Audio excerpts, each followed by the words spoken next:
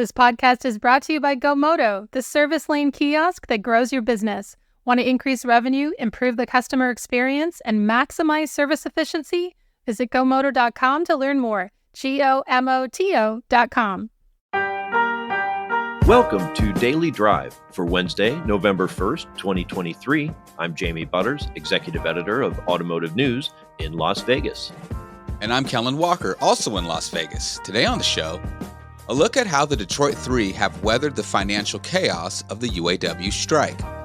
Hyundai and Kia edge up in October sales, and dealer registration opens for the EV tax credit portal. Plus, we'll look at how Israel's many auto tech startups are trying to adjust to war. I think it is by every means our responsibility to make sure that the ship is steady. One, for our investors, of course, but also for ourselves. Let's run through all the news you need to know to keep up in the auto industry. Early indications suggest that gains won by the UAW's 146,000 members that work for the Detroit Three will not be as much of a blow to Ford, Stellantis, and General Motors as early rhetoric suggested. The Detroit Three has seen combined losses of about $2.9 billion due to the UAW strike. The question remains whether they can thrive under the contract terms. While the agreement's 25% wage increase, restoration of cost of living allowances, and other benefits will add $850 to $900 to the cost of every vehicle Ford builds, the company said it expects to find efficiencies to offset the higher labor costs. GM and Stellantis will likely do the same. U.S. sales at Hyundai and Kia edged up in October for the 15th consecutive month. Sales were aided by growing inventories and discounts, as well as fleet deliveries. Hyundai said deliveries rose about 0.33% to more than 60,000 last month. In a sign the market continues to become more competitive. Hyundai's October retail sales fell 7% to about 54,000. Hyundai Motor America CEO Randy Parker says the company's winter sales promotions, supported by strong marketing, start today. The U.S. Treasury Department and IRS have opened registration for car dealers to ultimately receive direct payments for transferred electric vehicle tax credits when the option becomes available to consumers next year. Dealers must be registered via the new website called IRS Energy Credits Online for their customers to claim or transfer federal tax credits and use those funds as a down payment for eligible new and used EV purchases. The credit transfer is allowed under the Inflation Reduction Act for both new and used EVs, providing consumers with up to $7,500 for new vehicles and $4,000 for used EVs if certain requirements are met. And Tesla has won the first U.S. trial over allegations that its autopilot driver assistant feature led to a death. It's a major victory for the automaker as it faces several other similar lawsuits across the country.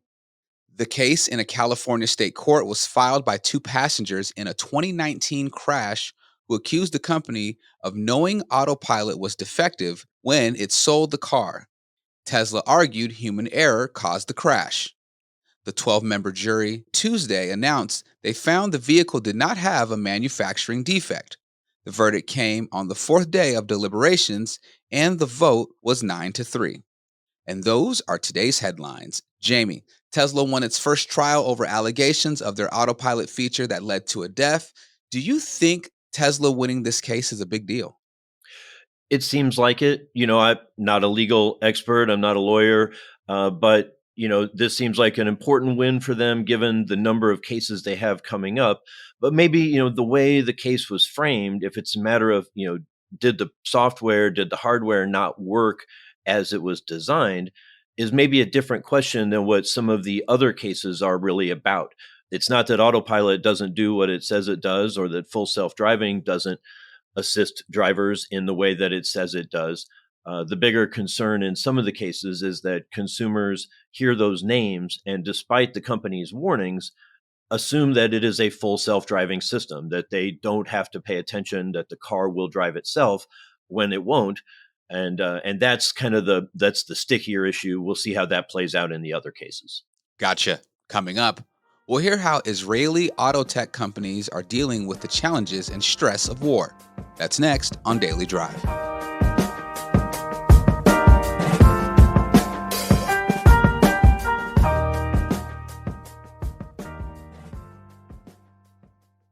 Your service check-in process sets the tone for your customer's entire visit. Do your customers wait longer than 5 minutes to check in for service? Are your advisors presenting upsells to every customer every time? How often is the opportunity for a trade appraisal missed? When your service drive gets busy, these inefficiencies directly impact revenue. Give your customers the option to handle the entire check-in process themselves, from appointment scheduling through final confirmation in under 2 minutes.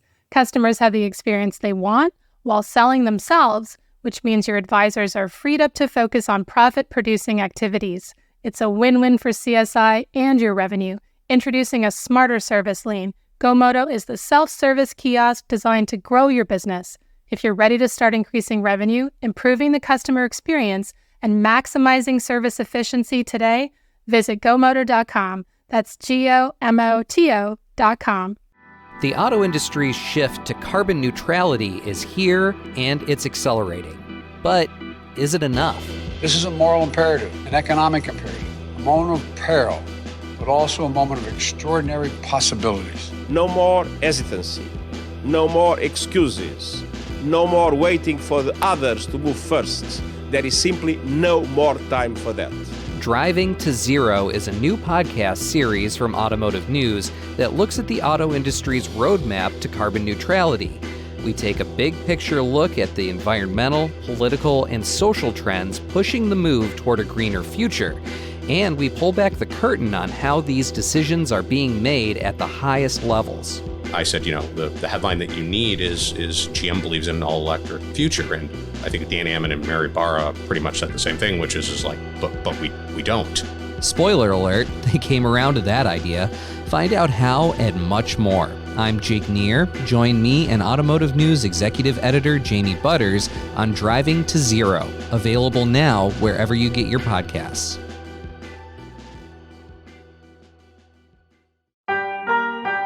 Welcome back to Daily Drive. I'm Jamie Butters with Kellen Walker.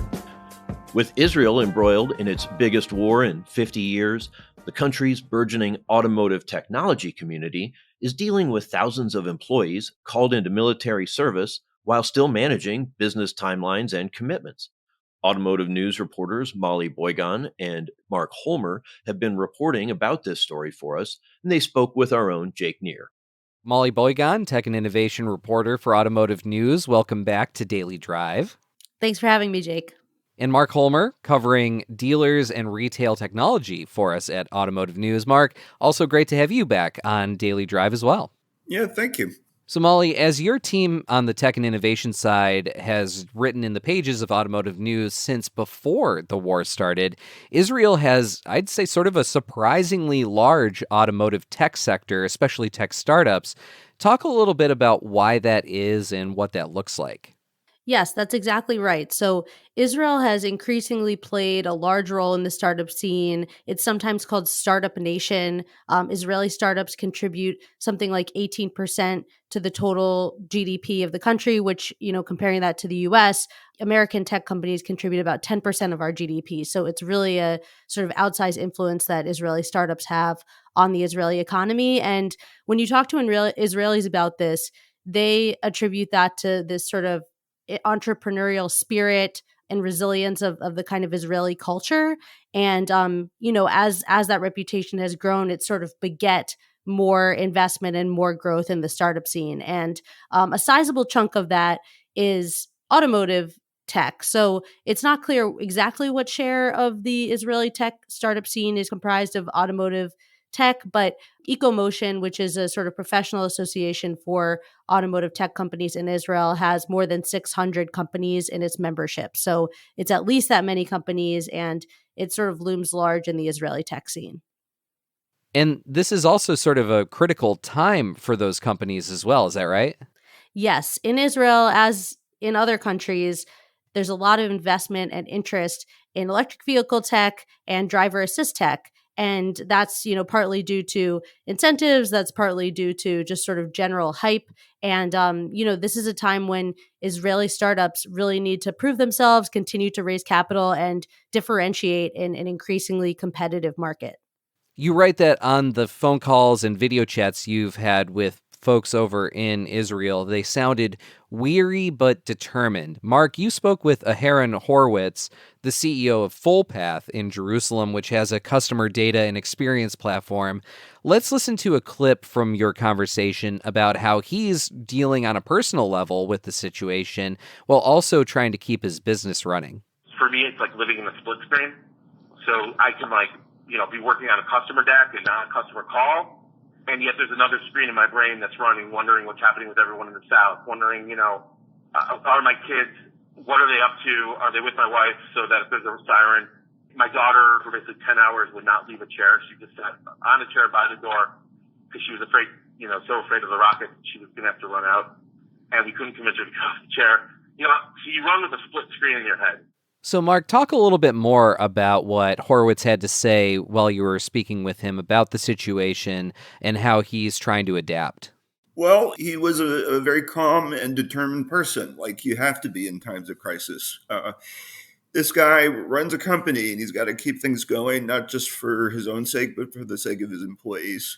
But he also lives in a very delicate part of the country and he's experiencing a lot of these things firsthand. So I think the split screen metaphor is apt. One part of his brain has to focus on keeping the trains running. The other part wonders about his family because places that would have been safe are no longer safe. So he has to think and wonder and plan. So it's juggling work, but also worries about life that are much more existential that they probably have been in a while. And that's no easy feat. And he said that he has more than a dozen of his employees that have been called up to service in this war.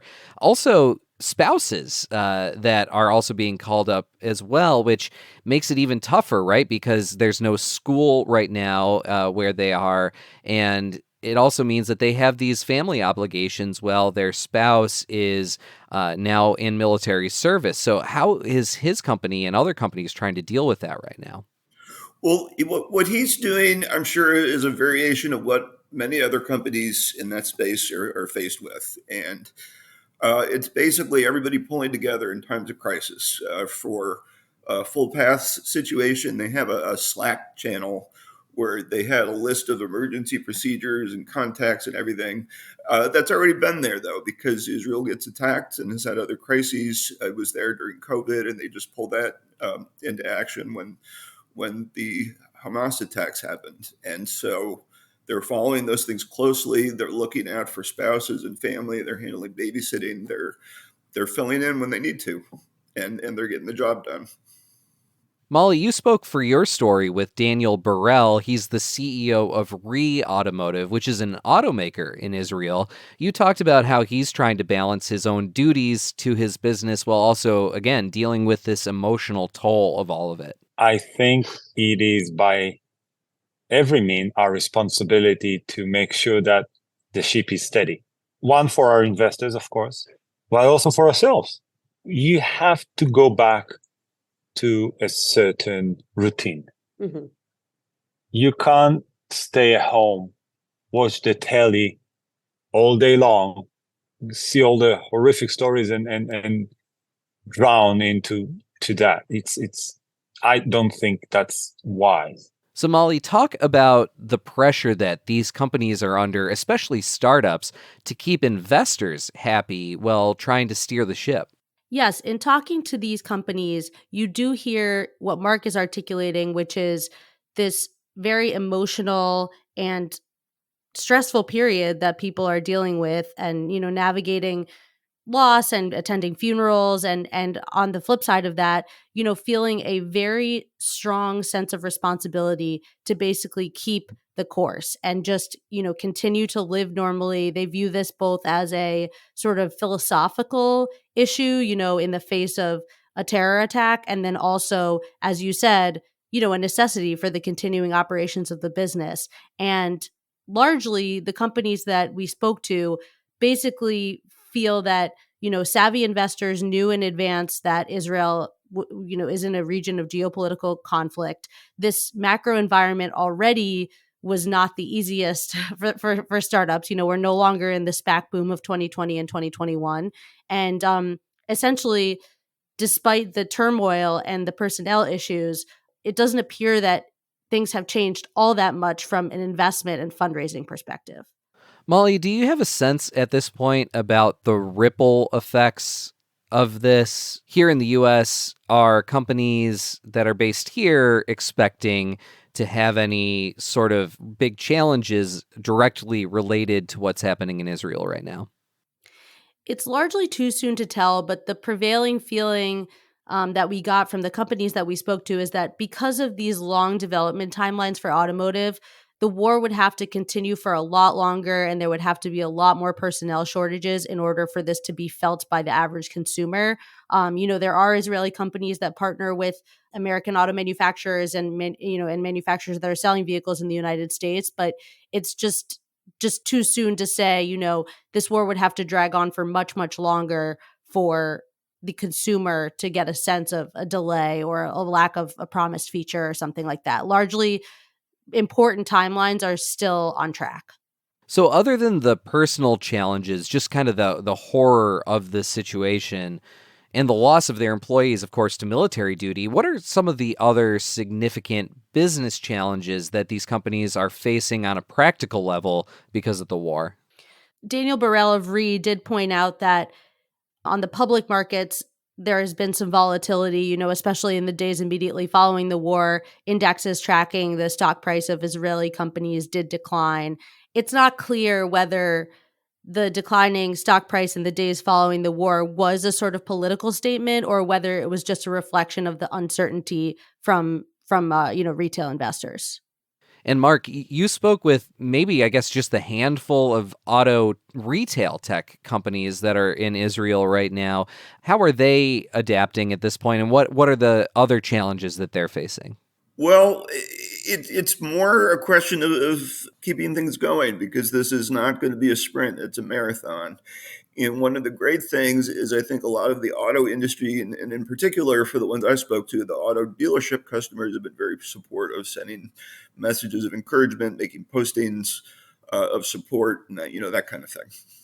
One thing that's interesting is because of the mandatory conscription in Israel, everyone has been touched by this conflict, whether they know someone who was affected by the initial October 7th attacks, or whether they have family or friends that have been called up to the reserves, or whether they have children that are, doing their 2 years of mandatory conscription.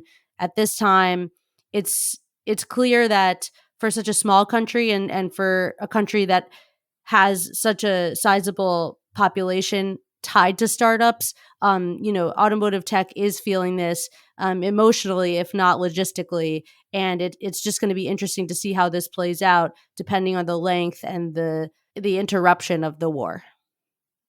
Okay, Molly Boygan, tech and innovation reporter for Automotive News, and Mark Holmer covering dealers and retail technology for us at Automotive News. Thank you so much, both of you, for taking the time to join us on Daily Drive and your incredible work covering this really, really important story. Thanks again.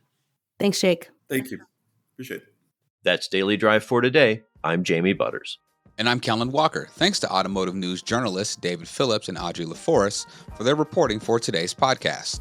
You can get the latest news on retail, sales results, and everything happening in the auto industry at autonews.com. Come back tomorrow for a conversation with Penske Automotive Group CFO Shelley Holgrave. If you enjoy the podcast, remember to like, leave a review, and subscribe so you never miss an episode.